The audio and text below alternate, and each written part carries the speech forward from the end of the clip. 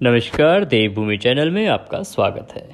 आज के इस वीडियो में हम कथा श्रवण करेंगे देव प्रबोधनी एकादशी व्रत कथा का, जिसे हम देव उठने एकादशी भी कहते हैं। कार्तिक शुक्ला एकादशी जो कार्तिक मास की शुक्ल पक्ष की एकादशी होती है और बहुत ही पुण्य फलदायी होती है। इस दिन भगवान शालिग्राम और माता तुलसी का विवाह का भी बड़ा महत्व है।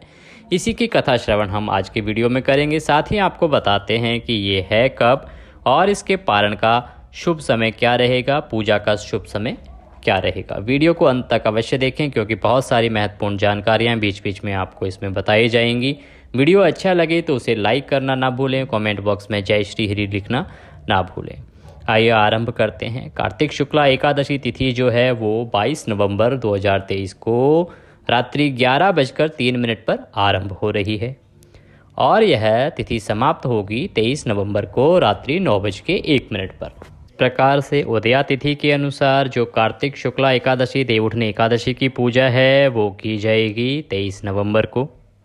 23 नवंबर को ही देव हमारे उठ रहे हैं। पूजा के समय की अगर हम बात करें तो पूजा का सुबह का समय रहेगा 6:50 से 8:09। यह उत्तम समय है, शुभ समय है। इसमें आप श्री हरि की पूजा करें। रात्रि मुहूर्त की अगर बात करें तो 5:25 से और 8:46 तक का जो समय है वो उत्तम है। इस समय आप अपने देवताओं को उठाएं। जो भी लोग हैं, जो देवता देव जिनके घर में उठाए जाते हैं, उनकी विधि पूर्वक जो हमने वीडियो है अपलोड की है, उस प्रकार से आपको देव उठाने चाहिए। तो रात्रि का जो शुभ मुहूर्त है वो रहेगा 5:25 से 8:46 तक का। बात करते हैं व्रत के पारण की। तो इसका जो व्रत का पारण होगा वो हम आपको बताएंगे एकादशी की कथा श्रवण के बाद, क्योंकि पारण आता है बाद में। आप सभी ने भगवान विष्णु की पूजा कर ली होगी। श्री हरि की पूजा आप एक पट्टे पर पीला वस्त्र बिछाएं, अगर हो तो उस पर भगवान की प्रतिमा रखें या तस्वीर रखें। पहले उनको गंगा जल से स्नान कराएं, फिर उनको तिलक लगाएं, वस्त्र के रूप में मौली पहनाएं, पुष्प अर्पित करें और उसके बाद व्रत का संकल्प लें तथा आप कथा श्रवण करना आरंभ करें। कथा श्रवण करने के लिए आप ध्यान चित्त होकर, एकाग्र चित्त होकर शांति से बैठ जाएं। शांत मन के साथ कथा सुनना आरंभ करें और अपना मन भगवान श्री हरि के चरणों में लगाएं। आइए देव प्रबोधनी एकादशी व्रत की कथा आरंभ करते हैं। ब्रह्मा जी बोले, हे मुनि श्रेष्ठ, अब पापों को हरने वाली, पुण्य और मुक्ति देने वाली एक एकादशी का महात्म्य सुनिए। पृथ्वी पर गंगा की महत्ता और समुद्रों तथा तीर्थों का प्रभाव तभी तक है जब तक कार्तिक मास की देव प्रबोधनी एकादशी तिथि नहीं आती। मनुष्य को जो फल 1000 अश्वमेध और 100 राजसूय यज्ञों से मिलता है, वही फल देव प्रबोधनी एकादशी के व्रत से मिलता है। तब नारद जी ने पूछा कि हे पिता, एक समय भोजन करने, रात्रि को भोजन करने तथा सारे दिन उपवास रहने से क्या फल मिलता है, सो आप विस्तार पूर्वक मुझे समझाइए। ब्रह्मा जी बोले कि हे पुत्र, एक बार भोजन करने से 1 जन्म और रात्रि को भोजन करने से 2 जन्म तथा पूरा दिन उपवास करने से 7 जन्मों के पाप नाश होते हैं। तो यहाँ पे ब्रह्मा जी ने वर्णन किया है कि आपको किस प्रकार से व्रत करना चाहिए। बहुत लोग हैं जो एक बार भोजन करते हैं, कुछ लोग हैं वो पूरे दिन भोजन नहीं करते, रात्रि को भोजन करते हैं सूर्यास्त के बाद, और कुछ लोग ऐसे हैं जो रात्रि को भी भोजन नहीं करते। तो उसी का वर्णन यहाँ पे है कि आपको उसका किस प्रकार से फल प्राप्त होता है। जो वस्तु त्रिलोकी में ना मिल सके और दिखाई ना दे, वह हरि प्रबोधनी एकादशी से प्राप्त हो सकती है। मेरु और बंद्राचल के समान भारी पाप भी नष्ट हो जाते हैं तथा अनेक जन्म में किए हुए पाप समूह क्षण भर में भस्म हो जाते हैं।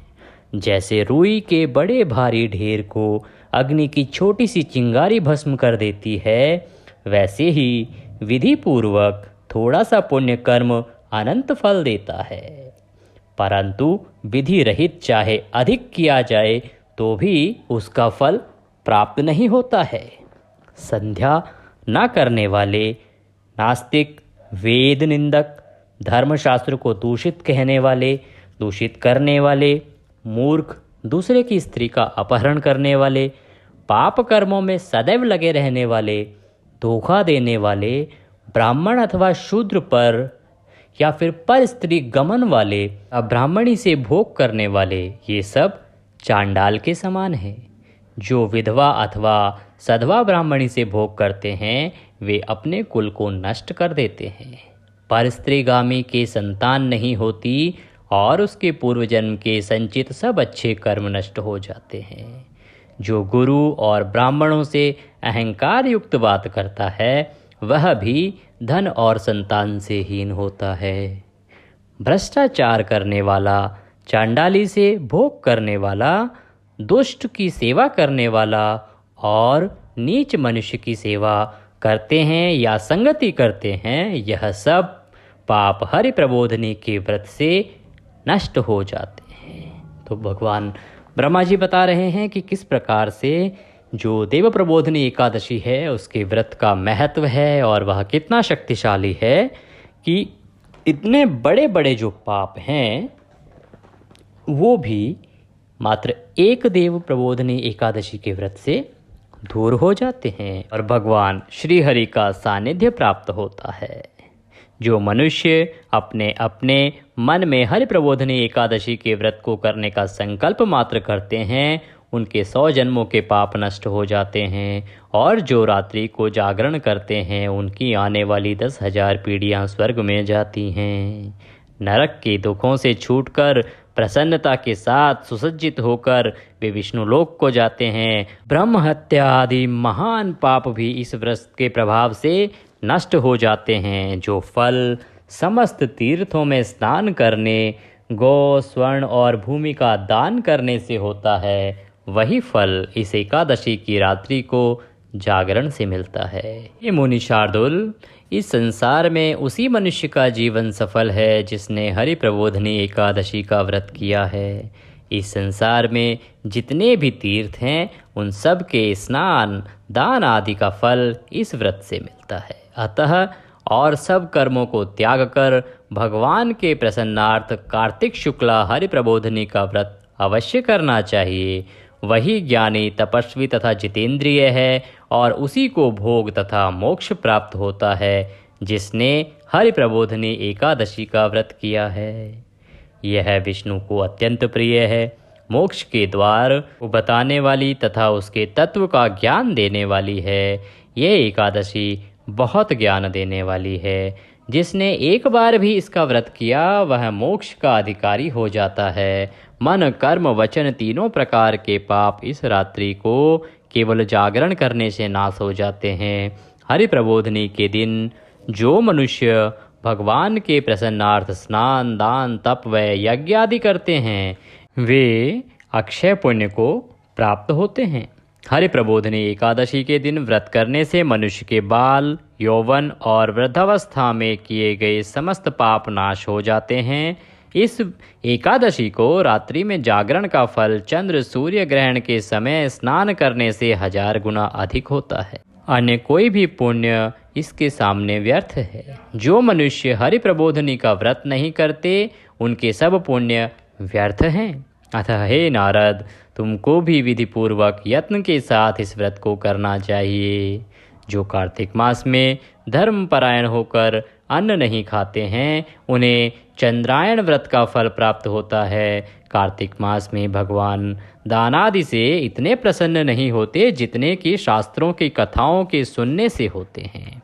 कार्तिक मास में जो भगवान विष्णु की कथा का एक या आधा श्लोक भी पढ़ते हैं या सुनते हैं या सुनाते हैं उनको 100 गायों के दान का फल मिलता है।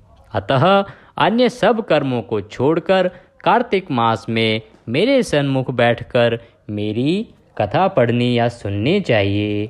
जो कल्याण के लिए कार्तिक मास में हरि कथा कहते हैं वे सारे कुटुंब का क्षण मात्र में उद्धार कर देते हैं। शास्त्रों की कथा कहने और सुनने से 10,000 यज्ञों का फल मिलता है। साथ ही उनके सब पाप भी नष्ट हो जाते हैं। जो नियम पूर्वक हरि कथा सुनते हैं वे 1000 गोदान का फल पाते हैं। श्री हरि विष्णु के जागने के दिन जो भगवान की कथा सुनते हैं वे 7 दीपों समेत पृथ्वी के दान करने का फल पाते हैं। जो मनुष्य भगवान की कथा को सुनकर वाचक को अपनी सामर्थ्य के अनुसार दक्षिणा देते हैं, उनको सनातन लोक मिलता है, भगवान श्री हरि का लोक प्राप्त होता है। ब्रह्मा जी की यह बात सुनकर नारद मुनि ने कहा, हे भगवान, एकादशी व्रत की क्या विधि और कैसे व्रत करना चाहिए, क्या फल मिलता है, वह भी विस्तार पूर्वक समझा कर कहिए। नारद मुनि की बात सुनकर ब्रह्मा जी कहने लगे कि ब्रह्म मुहूर्त में जब 2 घड़ी रात्रि रह जाए, तब उठकर शौच आदि से निवृत्त होकर दंत धावन आदि करके उसके बाद नदी, तालाब, कुआं, बावड़ी या घर में जैसा संभव हो स्नान आदि करें। फिर भगवान की पूजा करके तथा कथा सुने और फिर व्रत का नियम ग्रहण करना चाहिए। उस समय भगवान से विनय करें कि हे भगवान, आज मैं निराहार रहकर व्रत करूँगा, आप मेरी रक्षा कीजिए। दूसरे दिन द्वादशी को भोजन करूँगा। तत्पश्चात भक्ति भाव से व्रत करें तथा रात्रि को भगवान के आगे नृत्य, गीत आदि करना चाहिए। प्रबोधनी एकादशी को कृपणता को त्याग कर बहुत से पुष्प, फल, अगर धूप आदि से भगवान का पूजन करना चाहिए। शंख के जल से भगवान को अर्घ्य देना चाहिए। इसका समस्त तीर्थों से करोड़ गुना फल होता है। जो मनुष्य अगस्त्य के पुष्प से भगवान का पूजन करता है, उनके आगे इंद्र भी हाथ जोड़ता है। तपस्या करके संतुष्ट होने पर हरि भगवान जो नहीं करते, वह अगम्य के पुष्पों से भगवान को अलंकृत करने से करते हैं।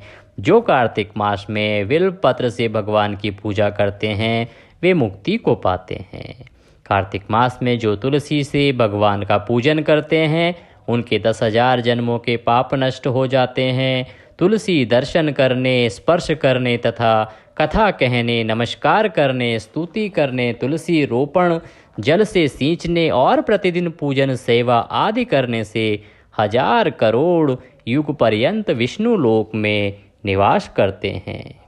जो तुलसी का पेड़ लगाते हैं, उनके कुटुंब में उत्पन्न होने वाले प्रलय काल तक विष्णु लोक में निवास करते हैं। हे मुनि, रोपी हुई तुलसी जितनी जड़ों का विस्तार करती है, उतने ही 1000 युग पर्यंत तुलसी रोपण करने वाले के सुकृत का विस्तार होता है। जिस मनुष्य की रोपण की हुई तुलसी की जितनी शाखा, प्रशाखा, बीज और फल पृथ्वी में बढ़ते हैं, उसके उतने ही कुल को बीत गए होते हैं तथा होंगे 2000 कल्प तक विष्णु के लोक में निवास करते हैं। जो कदम्ब के पुष्पों से हरि का पूजन करते हैं, वे भी कभी यमराज को नहीं देखते। जो गुलाब के पुष्पों से भगवान का पूजन करते हैं, उन्हें मुक्ति मिलती है। जो वकुल और अशोक के फूलों से भगवान का पूजन करते हैं, वे सूर्य चंद्रमा के रहने तक किसी प्रकार का शोक नहीं पाते। जो मनुष्य सफ़ेद या लाल कनेर के फूलों से भगवान का पूजन करते हैं, उन पर भगवान अत्यंत प्रसन्न रहते हैं।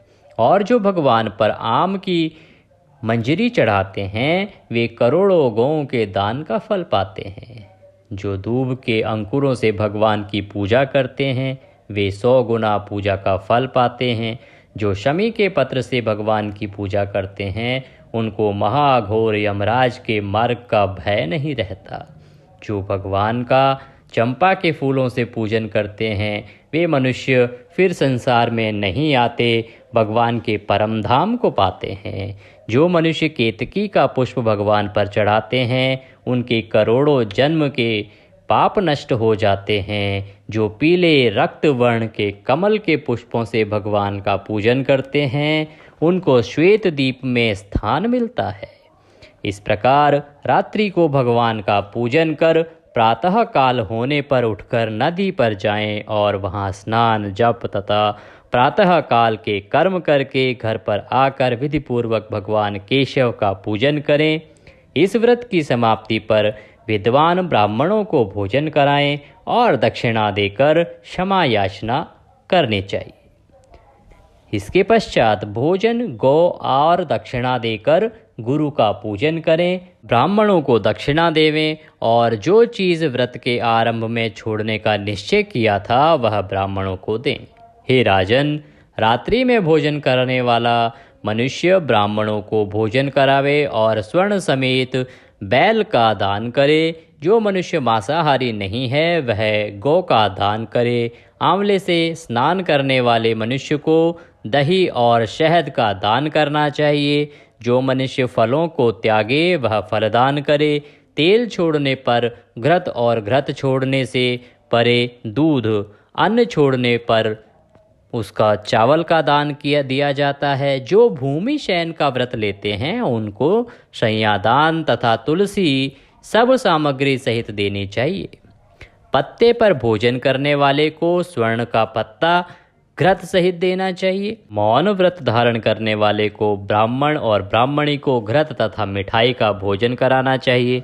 बाल रखने वाले को दर्पण, जूता छोड़ने वाले को एक जोड़ा जूता, लवण त्यागने वाले को शर्करा दान करनी चाहिए। मंदिर में दीपक जलाने वाले को तथा नियम लेने वाले को व्रत की समाप्ति पर ताम्र अथवा स्वर्ण के पत्र पर घृत और बत्ती रखकर विष्णु भक्त ब्राह्मण को दान देना चाहिए। एकांत व्रत में 8 कलश, वस्त्र और स्वर्ण से अलंकृत करने का दान करना चाहिए। यदि यह भी न हो सके तो इसके अभाव में ब्राह्मणों का सत्कार सब व्रतों की सिद्धि देने वाला है। इस प्रकार ब्राह्मण को प्रणाम करके उसे विदा करें। इसके पश्चात स्वयं भी भोजन करें। जिन वस्तुओं को चातुर्मास में छोड़ा हो उन वस्तुओं की समाप्ति करें, अर्थात ग्रहण करने लग जाएं। हे राजन, बुद्धिमान इस प्रकार चातुर्मास व्रत निर्विघ्न समाप्त करते हैं। वे कृतकृत्य हो जाते हैं और फिर उनका जन्म नहीं होता, वे परम धाम को जाते हैं। यदि व्रत भ्रष्ट हो जाए तो व्रत करने वाला अंधा या कौड़ी हो जाता है। भगवान कृष्ण कहते हैं कि राजन, जो तुमने पूछा था वह सब मैंने बतलाया।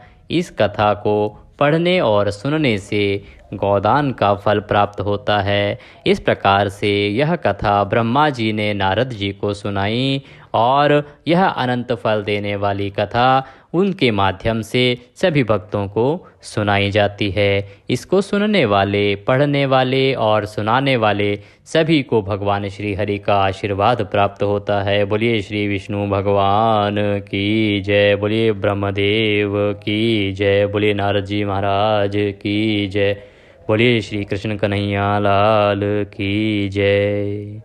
इसी के साथ आज का ये एकादशी का महात्म्य यहाँ पर समाप्त होता है। आशा करते हैं हमारे द्वारा सुनाया गया यह महात्म्य, हमारे द्वारा सुनाई गई देवउठनी एकादशी व्रत की कथा आपको अवश्य अच्छी लगी होगी। अगर वीडियो अच्छा लगा हो तो कमेंट बॉक्स में जय श्री हरि लिखना ना भूलें। वीडियो को लाइक ज़रूर करें और हमारे साथ जुड़े रहें और साथ समय समय पर जानते रहें कौन सी तिथि कब है, व्रत कब है, किस प्रकार से करना है, किस विधि से करना है। अगर आप पंडित जी से कुछ भी पूछना चाहते हैं तो कमेंट बॉक्स में अपने प्रश्न लिख सकते हैं। हमारी कोशिश रहेगी कि आपको उसके सही जवाब अवश्य मिले।